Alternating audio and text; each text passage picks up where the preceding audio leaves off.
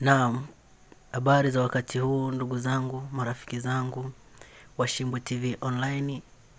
Jina langu ni James Mangi na kuomba uweze kufuatilia video hii mpaka mwisho uweze kujua kitu gani nacho kuelezea kuhusu hichi kisima cha kisasa kabisa ambacho kimemiminwa zege kuanzia chini, kalavati zimemiminwa kuanzia chini zenye urefu wa futi 48. Kalavati imetoka kuanzia futi 48 kuja hadi hapa juu.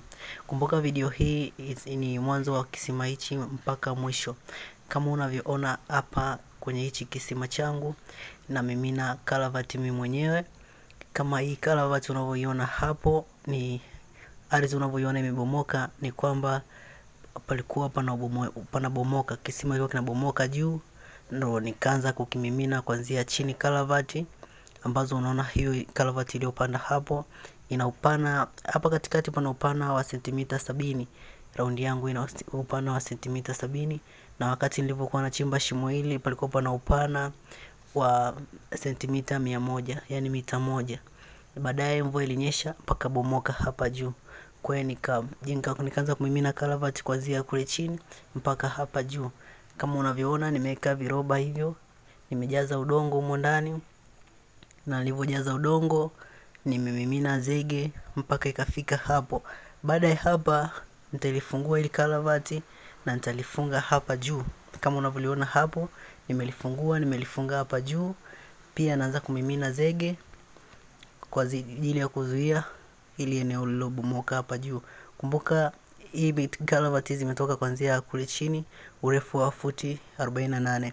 Kalavati zina urefu wa futi 48. Kama unavyoona nimemimina, na nilipofika hapa juu unaona kama kisima kilivyokuwa sasa hivi kizuri, ni kwamba ile korongo lote limeshaisha, ndo kimekuwa hivyo. Ukiangalia mwanzo kilivyokuwa na sasa hivi kilivyo sasa hivi, utajua mabadiliko yako wapi.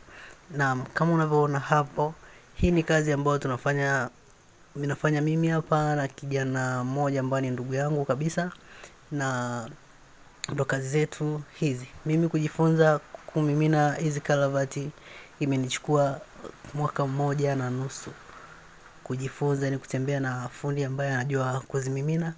Baadaye pia ndio ikafikia hadi mimi kuanza kushika kazi zangu na kuanza kufanya. Kama unavyoona hapo, napomimina kalavati kuanzia kule chini, kisima kinakuwa imara zaidi.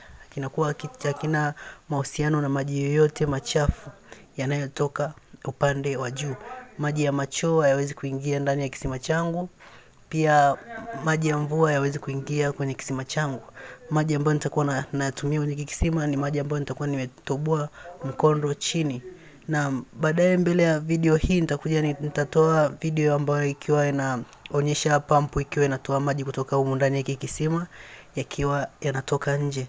Na pia utakuwa umeona vizuri kabisa, na maji yangu yatakuwa ni masafi kabisa ambayo yanafaa kunywa kabisa, maana hakuna uchafu wote ambao utatoka kwenye ukuta kuangukia ndani kule kwenye yale maji. Hizi kalavati ni rahisi sana, hazina gharama, natumia mfuko mmoja kwa ringi moja. Mfuko mmoja wa simenti kwa ringi moja, nachukua mchanga, kokoto. Endelea kufuatilia video zangu ili uweze kujifunza mengi. Jina langu ni James Mangi. Karibu sana, na usisahau kusubscribe katika channel hii ya Shimbo TV online ili uwe wa kwanza kabisa kufuatilia video zetu pindi zitakavyotoka. Endelea kujifunza nasi, endelea kuwa nasi. Asante sana. Kama unavyoona hii picha ya mwisho, ndio kwamba kisima changu kimeisha.